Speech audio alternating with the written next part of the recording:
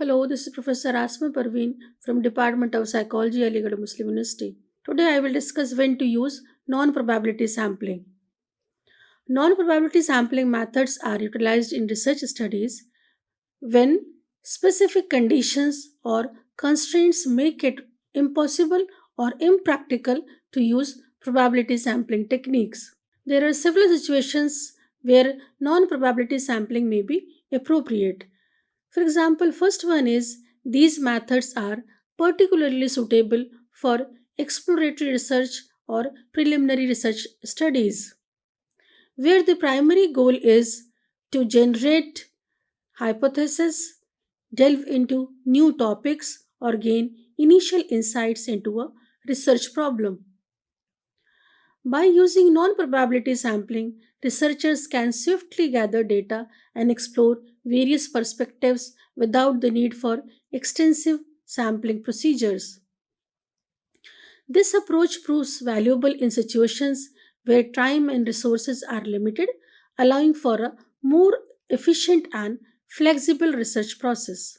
Non probability sampling techniques are also preferred in situations where researchers have limited resources, such as time, money, or the ability to reach the group they are studying. Non probability sampling methods can be more cost effective and efficient, making them a practical choice when resources are very limited. Additionally, probability sampling is useful when studying populations that are difficult to access or identify through traditional methods. This includes marginalized or vulnerable groups, individuals with unique characteristics, or populations residing in remote or hard to reach areas. In these cases, non probability sampling methods become necessary in order to gather valuable data. By utilizing non probability sampling, researchers can overcome the challenges posed by limited resources and hard to reach populations. Non probability sampling is a method that is also commonly employed in qualitative research, which aims to delve into the practical experiences, perspectives, and social interactions of individuals. Unlike probability sampling, non probability sampling allows researchers to deliberately select participants who can offer in depth and significant information that aligns with the objectives of the study. By utilizing this approach, researchers can gain valuable insights into the intricacies of human behavior and the complexities of social dynamics. This method proves particularly useful when seeking a comprehensive understanding of people's thoughts, emotions, and interactions within a specific context or setting. It enables researchers to capture the richness and depth of individual experiences, shedding light on the factors that may be overlooked by other sampling techniques. Non probability sampling is a method that is sometimes used in research studies, particularly in situations like pilot studies or feasibility studies. These types of studies are conducted to test research procedures, improve data collection tools, and identify any potential challenges before moving on to larger scale studies. In pilot studies, convenience sampling or purposive sampling can be particularly useful. They allow researchers to gather initial data and make informed decisions for future research steps. Another reason why non probability sampling may be employed is when the research objectives specifically focus on certain characteristics or criteria within the sample. That is, when we have specific research objectives. For example, if researchers require participants with particular expertise, experiences, or perspectives related to the research topic, they may opt for purposive sampling. This allows them to target individuals who possess the desired qualities and can provide valuable insights. Ethical considerations also play a role in the decision to use non probability sampling because, in some cases, probability sampling may not be feasible or ethical. This is especially true when studying sensitive topics or vulnerable populations. In such situations, researchers prioritize the well being and rights of participants by utilizing non probability sampling methods that minimize risk and ensure informed consent. By doing so, they aim to protect the individuals involved and uphold ethical standards in their research endeavors. Combinations of probability and non probability sampling. Combining probability and non probability methods can be an effective approach when conducting sampling in multiple stages. This means that certain stages of the sampling process can follow the principles of probability sampling, while others may utilize non probability principles. For instance, researchers can employ probability cluster sampling techniques to select clusters, but then use quota sampling to choose individual elements at the final stage. To better understand this concept, let us consider an example. Suppose we want to select a sample of districts within a state. We can utilize probability sampling to choose these districts. Within each selected district, we can then employ probability sampling once again to choose towns. Finally, within each selected town, we can use quota sampling to ensure our sample represents different age and sex groups. The advantage of this design is that it helps reduce the cost associated with obtaining cases for the sample. It is relatively inexpensive to use probability sampling to select the areas where the final stage of sampling will take place. By doing so, we can enjoy the benefits of probability sampling, at least for those specific areas. By combining both probability and non probability sampling methods, researchers can create a more comprehensive and cost effective sampling strategy. This approach allows for greater flexibility in selecting samples, as different stages of the process can be tailored to meet specific research objectives. Probability sampling ensures that the selected clusters or areas are representative of the population, while non probability sampling allows for targeted sections of individuals within those clusters. Now, I will discuss a mixed design, that is, systematic sampling. This systematic sampling is a unique method that combines elements of both random and non random sampling designs. It requires a list of all the individuals or items in the study population, making it particularly useful when there are regularly maintained records. The process begins by dividing the sampling frame into intervals, then using simple random sampling. One element is selected from the first interval. The selection of subsequent elements from other intervals depends on the position of the element chosen in the first interval. For example, if the fifth element is chosen for the first interval, then the fifth element from each subsequent interval is also chosen. However, it is important to note that while the choice of an element from the first interval is random, the choice of elements from subsequent intervals is dependent on the initial choice. Therefore, systematic sampling cannot be classified as a random sample. Procedure for selecting systematic sample. To choose a systematic sample, there are several steps involved. First, you need to create a list of all the items or subjects of the population that you want to study. This is termed as capital N. Once you have your list, you then determine how many of these items you want to include in your sample, that is small n.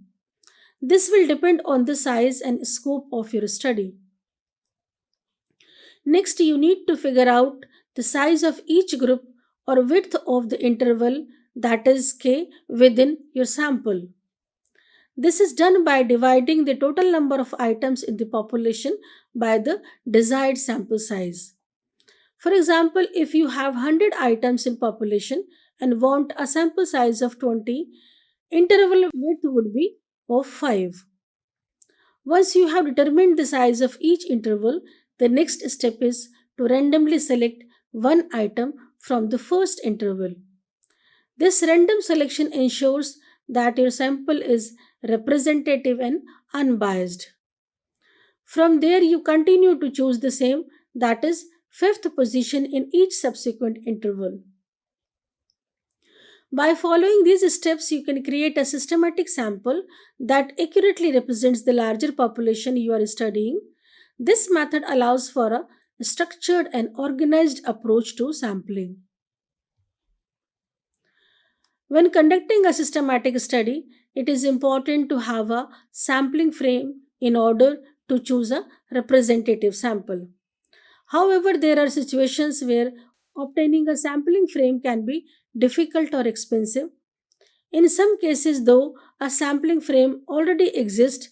For example, agencies may have records of their clients, schools and universities have enrollment list of students, and organizations have records of their staff.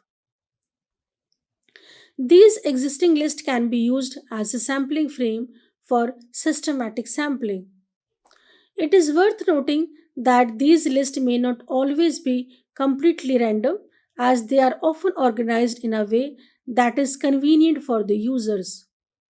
This means that certain individuals may be excluded if the interval between selections is large, or if certain letters are not included in the interval width. To better understand systematic sampling, let us consider an example.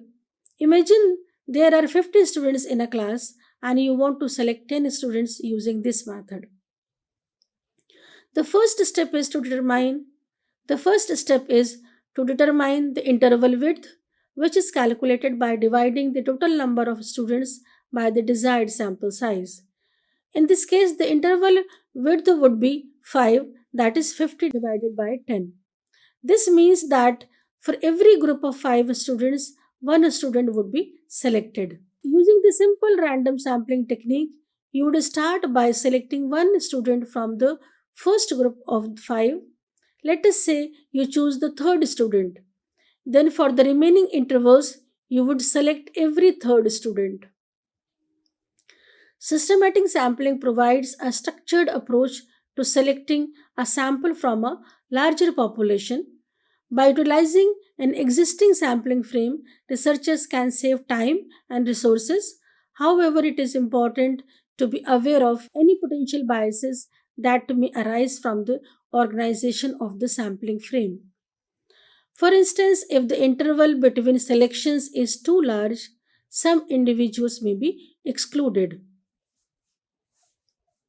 Additionally, certain letters may not be included at all in the interval width.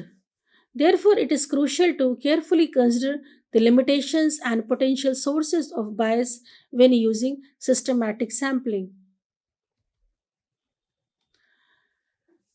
Systematic random sampling is a method that shares similarities with simple random sampling, but it also offers its own unique advantages. And one of the key benefits of systematic random sampling is its efficiency, particularly when dealing with large populations. Instead of individually selecting each sample element, systematic sampling involves selecting every kth element from a list or sequence. This saves time and effort, which is especially beneficial for sampling in situations where there is a large population to consider. Another advantage of systematic random sampling is its ease of implementation. Compared to other probability sampling methods like stratified or cluster sampling, systematic sampling is relatively straightforward to carry out. Once the sampling interval, that is k, is determined, researchers can follow a systematic process to select the sample elements. This accessibility makes it a suitable choice for researchers who may have limited resources or expertise. Another important aspect of systematic random sampling is its ability to ensure uniform coverage of the population. By selecting every kth element, systematic sampling helps prevent clustering or bias in the selection process. This means that the sample represents the entire population more accurately, reducing the risk of certain segments being underrepresented or overrepresented. This feature enhances the reliability and validity of the research findings. Systematic sampling is a method that can also provide more accurate estimates of population parameters compared to random sampling. This is because systematic sampling spreads out the sample elements throughout the population, capturing variability more effectively. As a result, the estimates obtained through systematic sampling are more precise and have narrower confidence intervals. Not only does systematic sampling offer improved accuracy, but it is also more convenient in certain practical situations. For instance, if the population is already ordered or arranged in a sequence, such as alphabetical or chronological order, systematic sampling provides an easy selection process without the need for randomization tools or complex sampling designs. This makes it a time saving and efficient method to use. One area where systematic sampling is commonly employed is in quality control processes. It is particularly useful for monitoring production lines or inspecting inventory. By selecting items for inspection at regular intervals, systematic sampling ensures consistent quality assessment. It also enables timely identification of any deviations or defects, allowing for prompt corrective actions to be taken. Systematic sampling is a method that also allows researchers to have flexibility in selecting the size of their sample and the intervals at which they choose participants. This customization is beneficial because it enables researchers to tailor their sampling to align with their specific research objectives and limitations. One area where systematic sampling proves particularly useful is in longitudinal studies, which involve collecting data from the same group of individuals over an extended period. By utilizing a consistent sampling interval, researchers can select participants at regular intervals, facilitating the comparison of data from different time points and the tracking of changes or trends over time. This method provides a structured approach to gather information and ensures that data is collected consistently throughout the study. Systematic random sampling is a widely used method in research due to its numerous advantages. Its flexibility, efficiency, precision, and convenience make it suitable for various types of studies. Whether conducting a longitudinal study or aiming for quality control, researchers can rely on systematic sampling to provide accurate and representative results. Systematic sampling method also has its limitations. It is a method of selecting elements from a population where each element is chosen based on its relationship to the first element selected. Unlike simple random sampling, where each element is chosen independently, systematic sampling can lead to overlap when the list of elements has a periodic arrangement. For example, let us consider five schools A, B, C, D, and E. If we select 100 students from each school, the students from school A will be numbered starting from 1, school B starting from 2, school C starting from 3, and so on. If we use a sample interval of 5, the students from school A will have numbers like 1, 6, 11, 16, 21, and so on. Similarly, the students from school B will have numbers like 2, 7, 12, 17, 22, and so on. Now, let us say we want to randomly select 5% of the total students. We choose a random number between 1 and 5, let us say 3. Starting from that number, we have to select every fifth number. In this case, the selected numbers would be 3, 8, 13, 18, and so on. However, if we observe closely, all these numbers belong to school C. This occurrence is due to the way systematic sampling works with the periodic arrangement of the list. It highlights a limitation of this sampling method as it can result in an uneven representation of elements from different groups within the population. Therefore, researchers must be cautious when using systematic sampling, especially when dealing with populations that exhibit a periodic pattern. Other limitations of systematic sampling include that it is not as random as simple random sampling.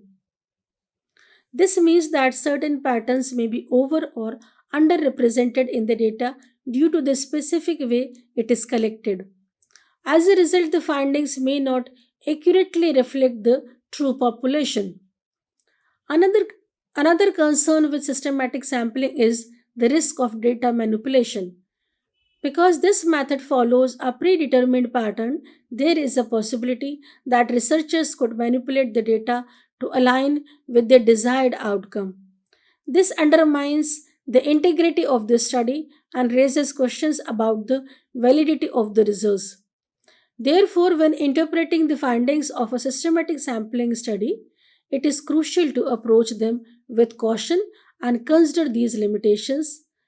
Despite these downsides, systematic sampling can still provide valuable insights.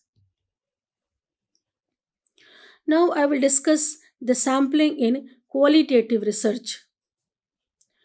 Qualitative research focuses on exploring different perspectives and experiences rather than relying on large sample sizes or specific participant selection strategies like quantitative research. Even studying just one person can provide valuable insights into diversity if detailed information is gathered. In qualitative research, participants can be selected through purposeful selection, expert recommendations, accidental encounters, or referrals from existing participants.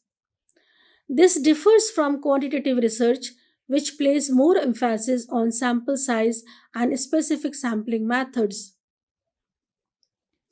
The goal of qualitative research is to gain a deeper understanding of the subject matter by examining individual experiences and perspectives.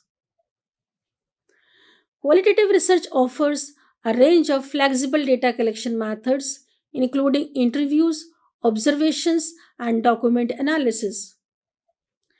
Interviews provide an opportunity for researchers to delve deep into the thoughts and experiences of the participants, while observations allow for a first hand understanding of behavior and interactions in real life situations. Document analysis involves scrutinizing written or recorded materials to identify recurring patterns or themes.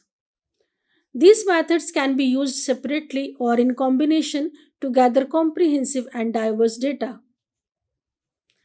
Additionally, ethical considerations play a crucial role in qualitative research, with researchers needing to obtain informed consent from participants and ensure the confidentiality of their data.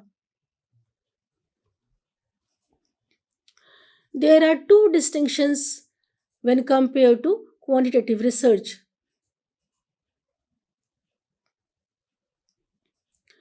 Sampling in qualitative research is a unique process that differs from sampling in quantitative research.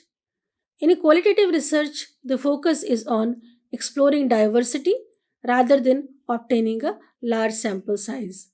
This means that even gathering information from just one person can still accurately describe diversity. All non probability sampling designs, for example, purposive, judgmental, expert, accidental, and snowball, can be used in qualitative research. There are two key differences between qualitative and quantitative research when it comes to sampling. Firstly, in quantitative studies, data is collected from a predetermined number of individuals, whereas in qualitative research, data collection continues until the researcher feels they have gathered enough information. This flexible approach allows for a more in depth exploration of the topic at hand. Secondly, while quantitative research aims to select a random sample, qualitative research involves choosing individuals who are believed to provide the best information. This subjective selection process ensures that the researcher gathers insights from those who possess valuable knowledge or experiences related to the research question. By intentionally selecting participants, qualitative researchers can gain a deeper understanding of the phenomena being studied.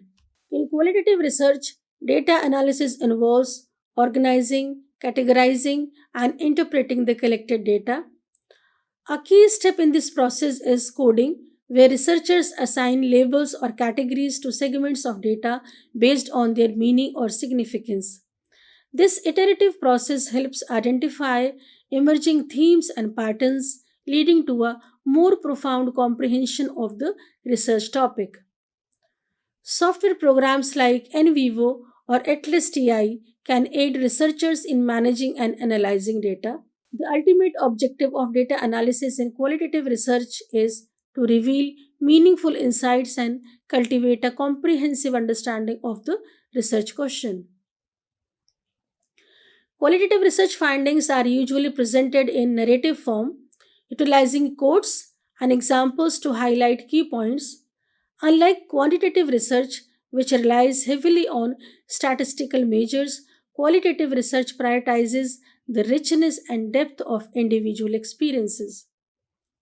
The researcher's interpretation and analysis of the data play a vital role in conveying the significance of the findings.